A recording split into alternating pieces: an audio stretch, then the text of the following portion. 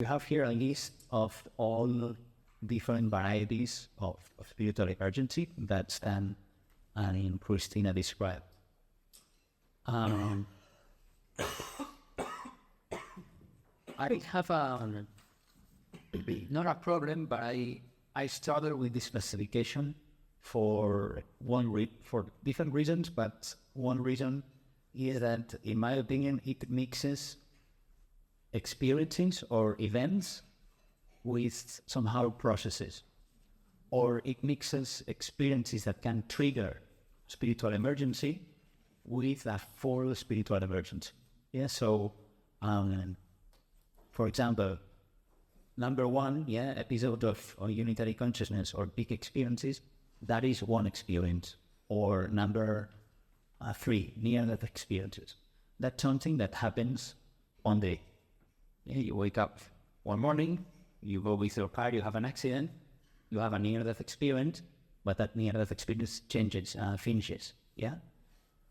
And then what Stan and Christina described is that very experience itself, the experience of the near-death experience.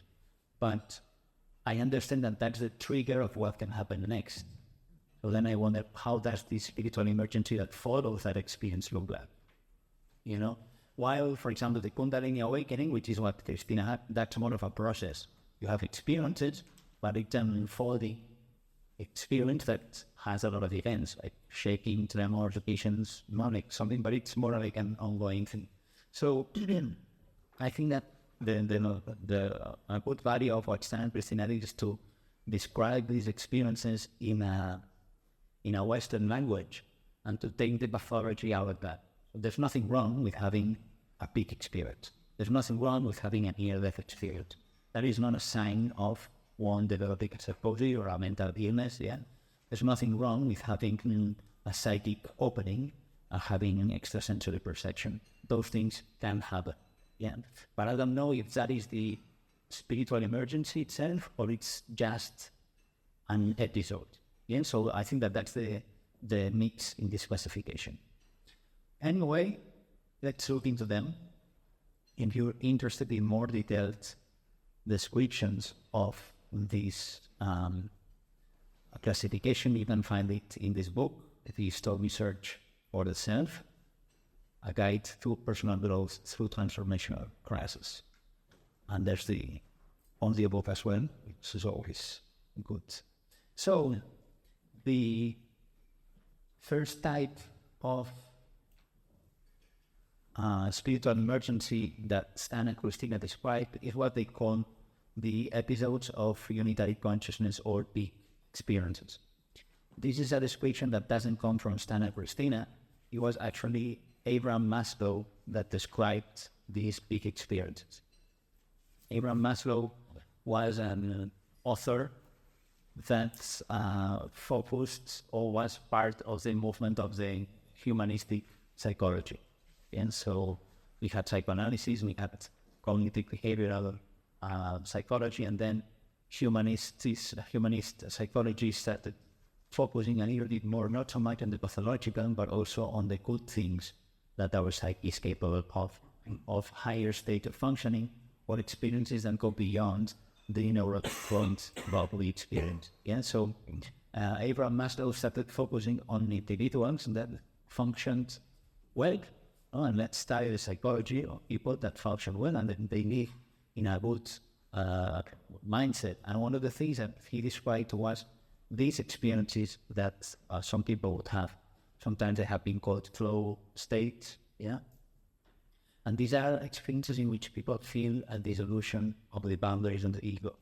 They feel that the limitations of who we are, our individual self, gets progressively dissolved into a bigger thing. And some people dissolve into the universe, into God, into oneness. That would be the oceanic experience in a way. So we can feel unity with other people, with nature, with the universe, with God. That's a type of experience.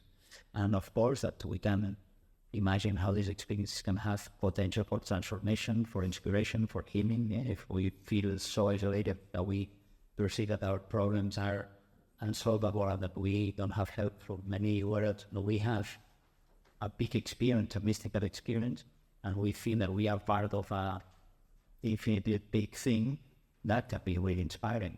Actually, in psychedelic research, many times they talk about the mystical experience and how important it is, or how helpful it seems that it is in some paradigms in order to induce better clinical outcomes. So in some studies with depression or with smoke cessation, they found that people that had mystical experiences, they would have better therapeutic outcomes.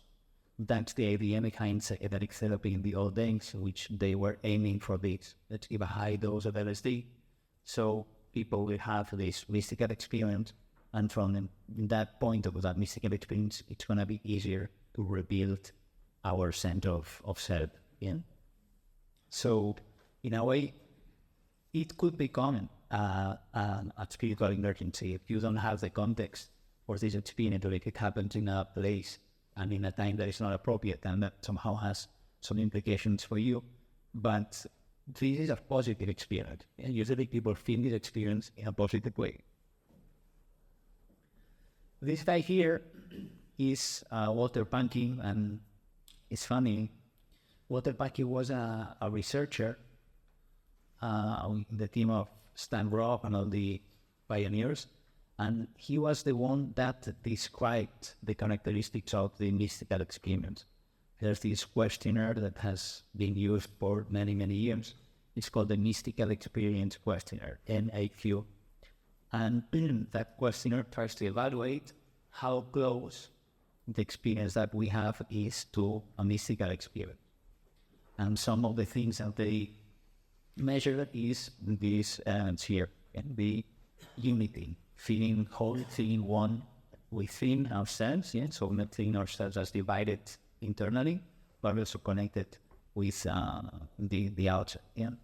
A strong positive emotion, the transcendence of time and space, a sense of luminosity, that could be a sense of sacrality or spiritual sort of sacred sort of sensation. This paradoxical nature in which we can be connected with everything, but at the same time feeling that we are there. Yeah? That's the sense of objectivity and reality of the things. That is, what I'm experiencing is true. This is real. It's not me making this up.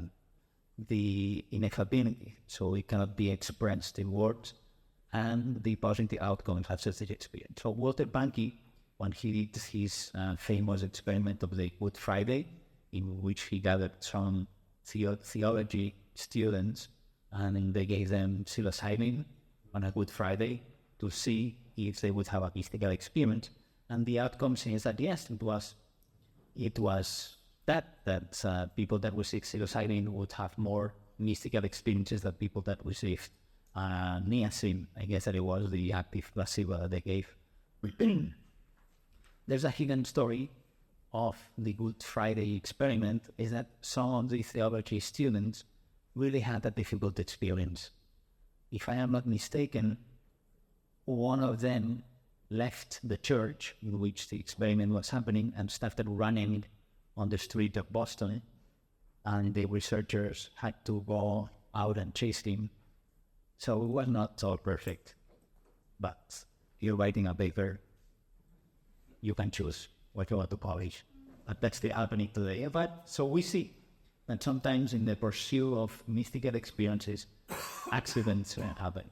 I guess that the difficulties in integration were more for the people that didn't have the mystical experience. For that guy that had to run away, he had more challenges, and he was more prone to spiritual emergency than those that had big experience. Yeah.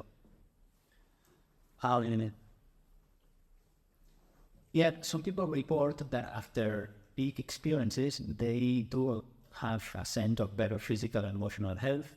They have their values somehow reoriented. Yeah, the important things in life become really important.